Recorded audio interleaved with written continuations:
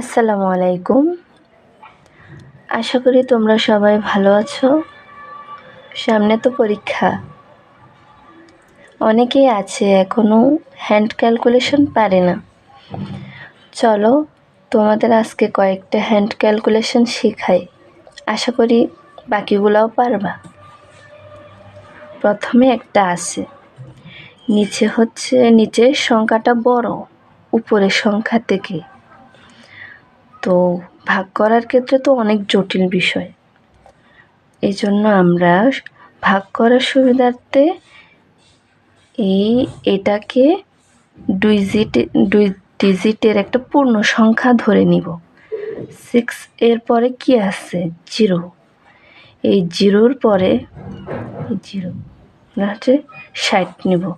60 নিলে হচ্ছে কি এক ঘর যেহেতু আগে চলে আসছে, সেহেতু আমরা এখান থেকে একটা 10 কমিয়ে দেব। 10^22 × 5। এবার দেখো এটার চেয়ে কিন্তু এটা বড়। এখন ভাগ করি। এই 60-কে 44 দ্বারা ভাগ করলে কি হবে? প্রথমে একবার যাবে, 44-কে 44। তাহলে এখান থেকে বিয়োগ দিলে আসবে 16। একটা 0 নামাবো। 0 নামানোর কারণে এখানে একটা দশমিক দেব। এখানে একটা দশমিক দিলাম। তারপর 44-কে কয়বার যায় দেখো। 44 × 3 132।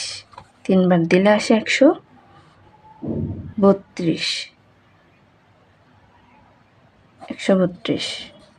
তারপর 160 থেকে 132 28। একটা 0 নামাবো। কয়বার যায় এখন দেখব কয়বার যায়। 44 × 6 264, যেটা তাহলে 6 বার যায় 264। এখন এভাবে আসতেই থাকবে। তাহলে কত আসছে? 1.36 × 10^22 × 5। এখন এটা আর এটা কিভাবে গুণ করব? তাহলে দশমিকের সংখ্যাকে আমরা পূর্ণ সংখ্যা ধরে নিব।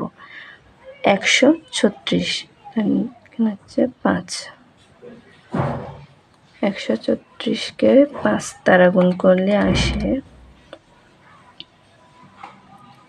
5 × 30 0। তাই আছে 680। 680 আমরা কয় ঘর দশমিক আগে নিয়ে নিছি? 2 ঘর আগে নিয়ে নিছিলাম। 2 ঘর আগে নিয়ে নিছি। এই জন্য যেটা বের হয়েছে সেটাতে হচ্ছে 2 ঘর আগে দশমিক দেব। 2 ঘর এগিয়ে যেহেতু নিয়ে নিছি, তাহলে 680-র ক্ষেত্রে 2 ঘর আগে দশমিক দেব। তাহলে কি 6.80 × 10^22। এটাই হচ্ছে উত্তর। এখন আরেকটা দেখাই, যে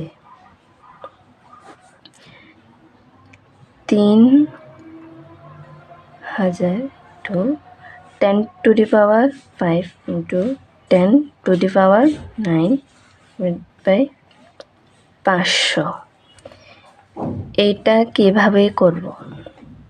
এই 0 0 কাটা, এটা 0 এটা 0 কাটা, তাহলে 5 5 6 30 কি আসে? 6 পাওয়ারে যোগ, তাহলে 14। এটাই হচ্ছে উত্তর। আরেকটা করি। 1/7000 × 10^-6 10। এইটা কিভাবে করব? নিচে যদি পাওয়ার মাইনাস থাকে উপরে গেলে প্লাস হয়ে যায়।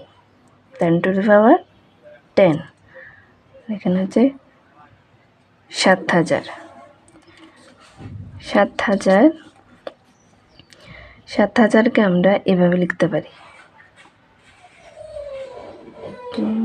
10 to the power 9, that's 7 into 10 cube, 10 cube. এখান থেকে 3টা কাটা যাবে, তাহলে 9 থেকে 3 গেলে 6, 10 to the power 6 আসবে, কারণ 10 আসে।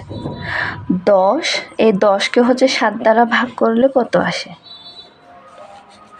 এই 7 দ্বারা 10কে 7 দ্বারা ভাগ করলে আসে 7 একে 7, তারপর 10 3, এটা 0 নামাবো। 0 নামানোর কারণে এখানে একটা দশমিক, তারপর 4 7 28,